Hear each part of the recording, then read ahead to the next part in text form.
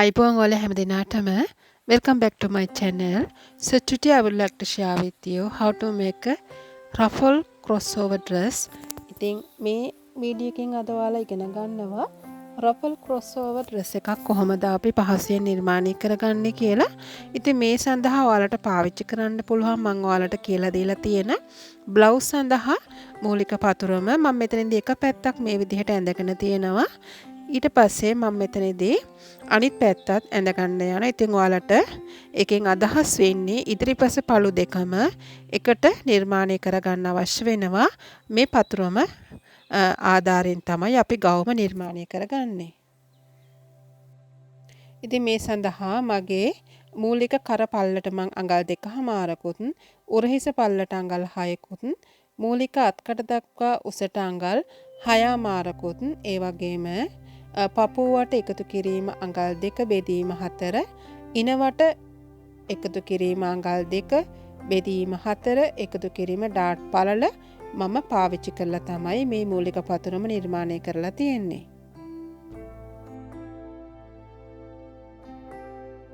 ඉතින් මෙතනදී මගේ මූලික කරපල්ලට මම අඟල් 2මාරකුත් උරහිස මම දෙකට බෙදාගෙන අඟල් 6කුත් ලකුණු කරගත්තා. දැන් මගේ මූලික අත්කට රේඛාව මත මගේ පපුවට එකතු කිරීම අඟල් 2 බෙදීම 4 මම මේ විදිහට ලකුණු කරගන්නවා. ඒ වගේම ඉදිරිපස හරස් මිනුම රේඛාව මත මම අඟල් 5මාර ලකුණු කරගත්තා. ඊට පස්සේ පපුමුද්දර රේඛාව මත මම ලකුණු කරගන්නවා මගේ පපුව වට එකතු කිරීම අඟල් 2 බෙදීම 4 ඉන රේඛාව මත මම ලකුණු කරගත්තා. මගේ ඉනවට බෙදීම 4 එකතු කිරීම ඩාට් පළල විදිහට මම පොදුවේ අඟල් 1ක් තමයි පාවිච්චි කරන්නේ. උදේ මෙතනදී මං උරහිස මුදුනේ සිට ඉන දක්වා උසට අඟල් 14ක් අරන් තියෙනවා. අංශ ඩාටයටත් එක්කලා අංශ ඩාටයේ පළල අඟල් 1යි. ඉතින් බස් පොයින්ට් එක දක්වාම අපි ඩාට් ටික ඇඳ ගන්න ඕනේ. මෙතනදී මගේ ඩාට්ස් අතර පරතර වෙනවා අඟල් 3යි 4න් 3ක්.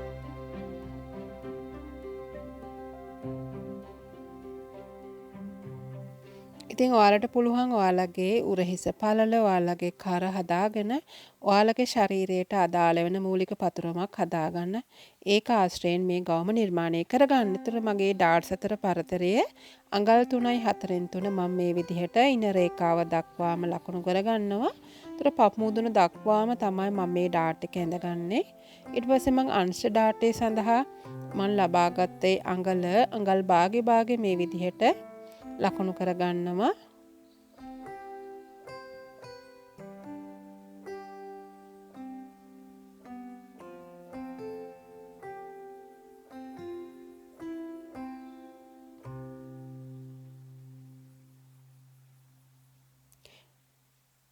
දැන් මෙතනදී ඉදිරිපස හරස් මිනුම රේඛාව මත ඔයාලට අඟල් 1මාරේ සිට අඟල් 2ක් ලකුණු කරගන්න පුළුවන්. ඉතින් මෙතෙන් සිට තමයි අපේ ක්‍රොස්ஓවර් හැඩය අපි නිර්මාණය කරගන්නේ. ඊට පස්සේ අපිට අවශ්‍ය වෙනවා අපේ මූලික අත්කට දක්වා ගත්ත ඒ උසින් නැවත අඟල් භාගයක් අඩු කරගන්න. ඔයාලට අඟල් භාගයේ සිට අඟල දක්වා මේ විදිහට වැඩි කරගන්න පුළුවන්. පහළට අඩු කරගන්නවා කියන්නේ අපේ මූලික අත්කට දක්වා උස වැඩි වෙනවානේ. ඊට පස්සේ ඔයාලට මෙන්න මෙතෙන් සිට තමයි ඔයාලගේ ක්‍රොස් හැඩය එන්නේ. ක්‍රොස්ஓවර් හැඩය. එතකොට ඔයාලා ඉස්සෙල්ලාම ඔයාලගේ කර ගැඹුර තීරණය කරගන්න කලින් ඉන රේඛාවේ සිට ඔයාලා තීරණය කරගන්න මේ ක්‍රොස්ஓවර් හැඩය කොතනින්ද නවතින්නේ කියලා. එතකොට ඊට පස්සේ තමයි ඔයාලට ස්වභාවිකවම එනේ කර ගැඹුර තමයි මෙතන වඩා සුදුසු වෙන්නේ. එතකොට ඔයාලට උරහිස මුදුනේ ඉඳලා සාමාන්‍යයෙන් අඟල් 7ක් හෝ 8ක් වගේ ගැඹුරක් තමයි අපිට හම්බ වෙන්නේ. එතකොට ඔයාලා මුලින්ම තීරණය කරන්න ඕනේ මේ අංශයේ ඉඳලා අඟල් 2ක්ද 3ක්ද 4ක්ද ඔයාලට කැමති තැනකින් මේක ගන්න පුළුවන්. එහෙම නීතියක් නෑ. මම මෙතනින් අඟල් 2ක් ගත්තොත් ඊට පස්සේ එතෙන් සිට අපි රේඛාව අඳිනකොට අපිට ලැබෙන කර ගැඹුර තමයි අපේ කර ගැඹුර විදිහට අපිට පාවිච්චි කරන්න වෙන්නේ. එතන මට මෙතන තියෙන අඟල් 8ක්. ඉතින් අපිට දැන් අවශ්‍ය වෙන්නේ මේකට නෙක් ඩාට් එකක් දාගන්න විතරයි. ඉතින් මේ වගේ එක පළුවක් පමණයි අපිට අවශ්‍ය වෙන්නේ. මේක ආධාරයෙන් තමයි අපි ඉතිරි ටික කරගන්න. එතකොට මම මේ අංශෙනුත් අඟල් භාගයක් මේ විදිහට හැඩ කරගන්නවා.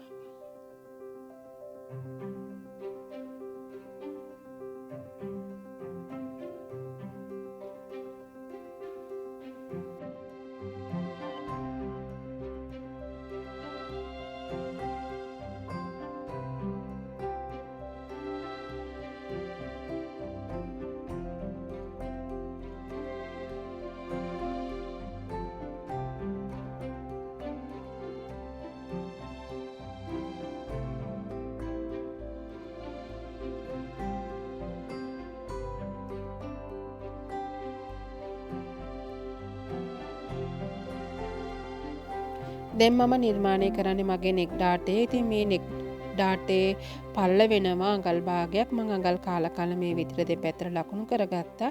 ඉතින් මෙතනදී ඔයාලා මේක කපා ගන්න කලින්ම මුලින්ම ඩාට් එක ඕපන් කරගෙන ඊට පස්සේ මේක නමාගෙන කරනවා නම් ඔයාලට මේ උස කොට යන එක වළක්ව ගන්න පුළුවන්. ඉතින් මේ විදිහට ඔයාලා ඩාට් එක වහ ගන්න ඕනේ. එතකොට පුංචි උස කොට යාමක් විතර තියෙනවා. වෙනත් කොලයක් අරගෙන ඔයාලට මේක ඊට පස්සේ වහ ගන්න පුළුවන්. ඒ කියන්නේ මේක කෙලින් කරගන්න පුළුවන්. ඇදවීමකින් තොරව ලස්සනට එතකොට හදා ගන්න පුළුවන්.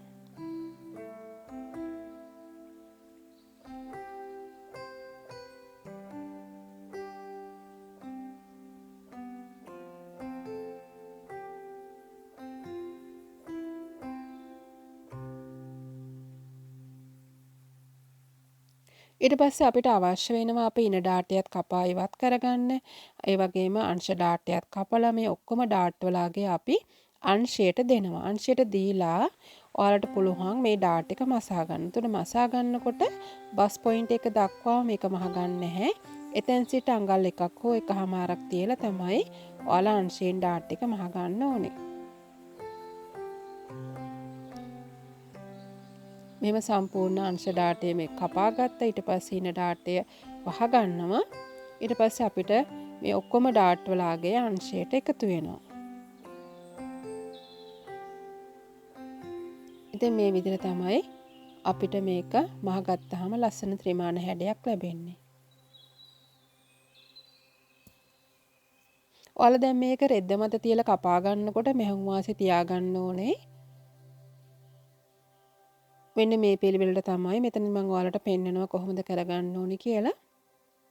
ඒකට අංශයට ඔයාලට අඟල් භාගයේ සිට අඟලකුත් ඒ වගේම ඉතිරි හැම ස්ථානයකටම අඟල් භාගෙ බැගින් ඔයාලට තියාගන්න පුළුවන්. ඉතින් මුලින්ම මේ විදිහට ඔයාලට වට ඇඳගෙන ඉන්න පුළුවන්. ඊට පස්සේ ඔයාලට පුළුවන් මෙහුම් වාසි වටේම ඇඳ ගන්න. ඉතින් මේ විදිහට වට මම මුලින් ඇඳ ගන්නවා. දැන් මම අඟල් භාගෙ මේ විදිහට තියාගන්නවා. ඉතින් මම අරන් තියෙන කොලේ චුට්ටක් පොඩි ඒ වගේම සෙන්ටිමීටර වලින් අඳින්නේ. ඉතින් මේ විදිහට මෙතනත් අඟල් භාගයයි මේ ඩාට් මහ ගන්න ස්ථානෙත් අඟල් භාගෙ අංශයෙන් ඔයාලට තියාගන්න පුළුවන් අඟල් භාගයේ සිට අඟලක්. ඉතින් මම මෙතනදී අඟල් භාගෙ තමයි හැම තැනටම තියාගෙන තියෙන්නේ. ඉතින් මේ වගේ කොටස් දෙකක් ඔයාලට අවශ්‍ය වෙනවා.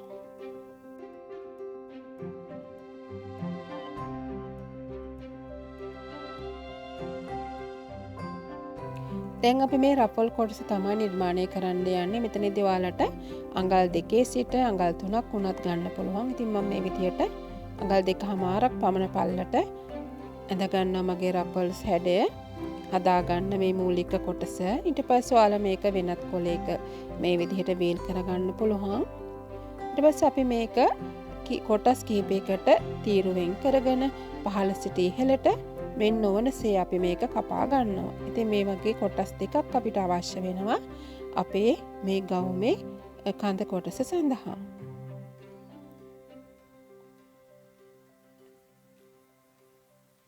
ඉතින් ඔයාලා මතක තියාගන්න මේ රෙදි කොටස් නිර්මාණය කරලා ඊට පස්සේ ඔයාලා මේක පතුරව මත දැන් මුලින් කරන්නේ මෙහුම් වාසේ තියාගෙන තමයි රෙද්ද මත තියලා කපා ගන්න ඕනේ. ඊට පස්සේ වාට්ටීම මහලා තමයි මේ රපල් කොටසේ වාට්ටීම මහලා තමයි ඔයාලා මේ කරට අල්ල ගන්න ඕනේ. ඉතින් කරට ඔයාලට කන පිටින් මේක අල්ලගෙන කට් මාක් දාලා නැවත උඩින් මැස්මක් මහ ගන්නත් පුළුවන්. නැත්තම් කර වටේ මහගෙන ඇවිල්ලා ඊට පස්සේ නැවත පයිපින් එකක් උඩින් යන්නත් පුළුවන්. ඉතින් මගේ ගොඩක් මහන වීඩියෝස් වල මම මේ ගැන ඔයාලට වීඩියෝස් දාලා තියෙනවා. ඒ වීඩියෝස් බලන්න.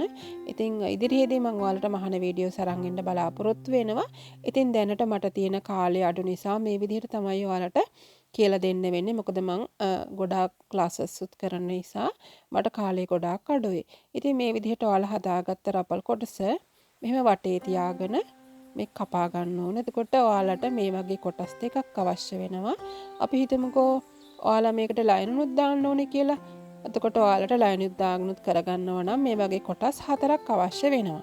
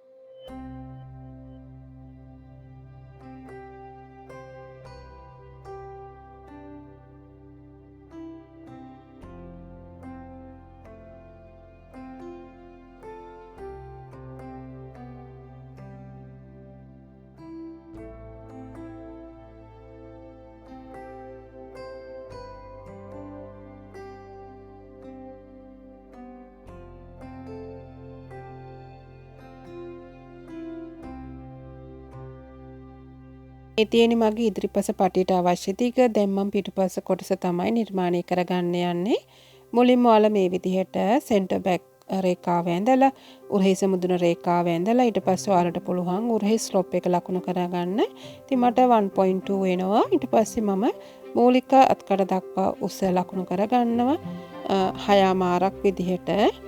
ඊට පස්සේ ඔයාලට පුළුවන් ඔයාලගේ පිටුපස්සේ ඉන්න දක්වා ගන්න. ඉතින් මම මෙතන අරන් තියෙන වංගල් 13ක්. ඊට පස්සේ මම මේ විදිහට ඉරි ටික ඇඳ ගන්නවා. පිටුපස්ස හරස් මිලිම රේඛාවත් ඇඳ ගන්නවා.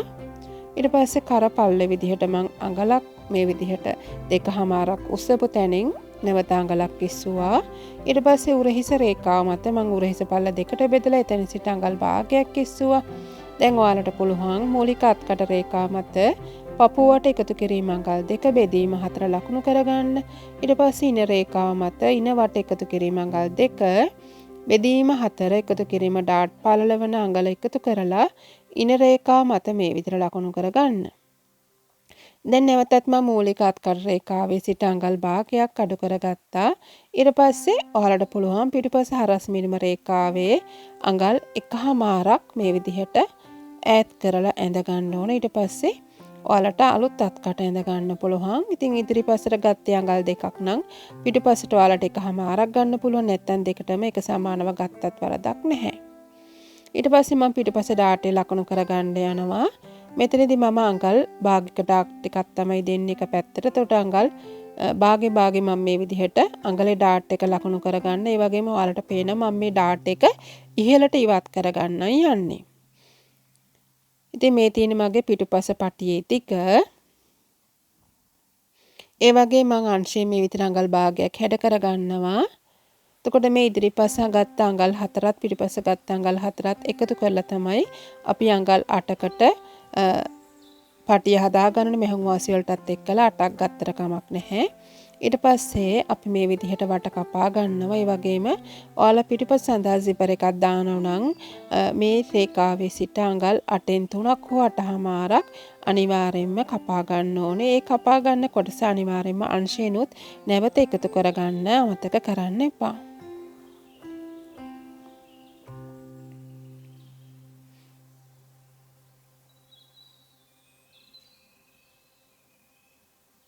ඊට පස්සේ මේ විදිහට ඔයාලා ඉන ඩාටේ අයින් කරගන්න ඕනේ.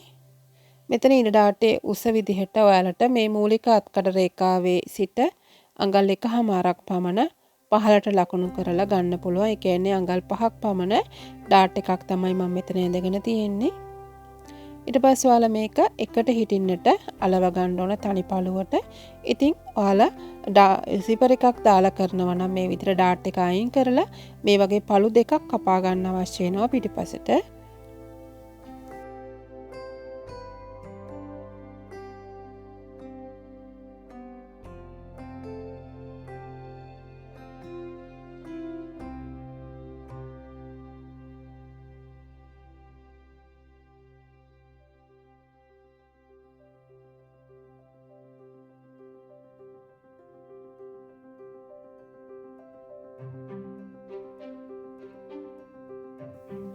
මේ පටියේ පළල විදිහට ඔයාලට අඟල් භාගයේ සිට අඟලක් ගන්න පුළුවන්.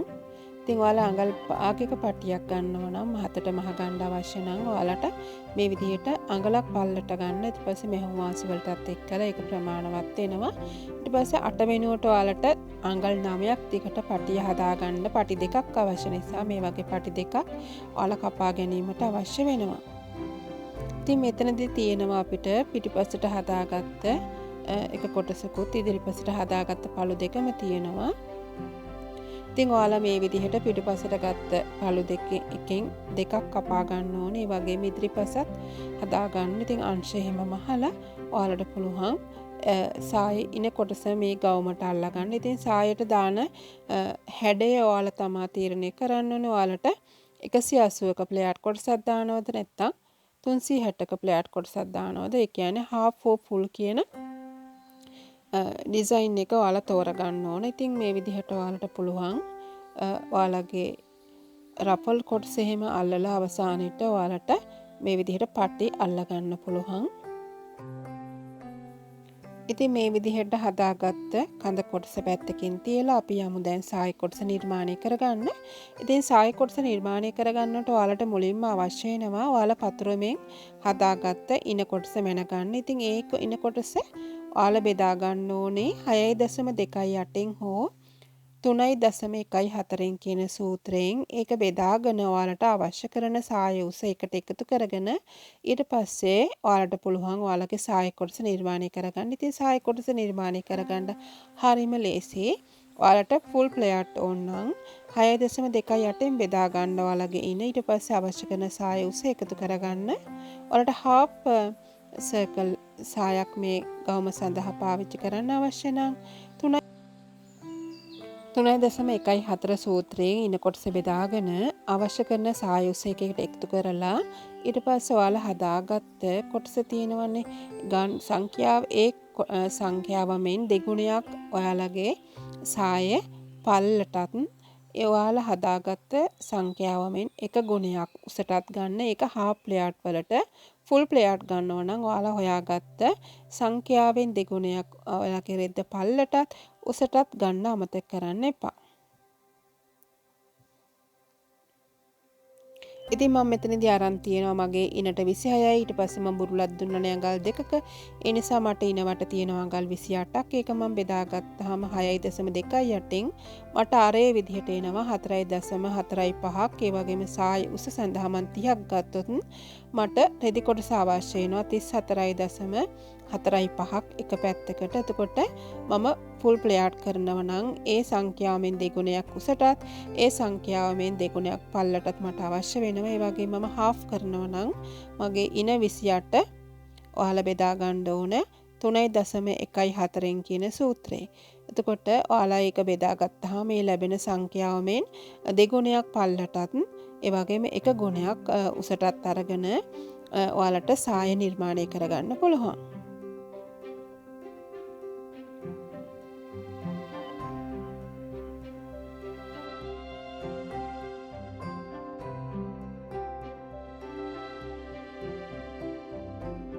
මේ විදිහට ඔයාලා හොයාගත්ත අරය රෙද්ද නමා ගත්තට පස්සේ මේ විදිහට ලකුණු කරලා සාය උසත් ලකුණු කරලා ඔයාලට පුළුවන් ඉහළින් මෙහෙම වාසි අඟල් භාගයක් තබාගෙන මේක කපාගෙන. ඉතින් මම මෙතනදී මේ විදිහට කපා ගන්නවා. ඉතින් ඔයාලට මේක රෙද්දේ මතම කරගන්න පුළුවන්. වෙනම බ්ලොක්ස් අවශ්‍ය වෙන්නේ නැහැ සාය කොටස නිර්මාණය කරගන්නකොට. ඉතින් මම හිතනවා ඔයාලා ලොකු දැනුමක් මේ වීඩියෝ එකෙන් ලබා ගන්න ඇති කියලා. Thank you so much for watching my video. See you with another valuable video. Till then, take care. Bye bye.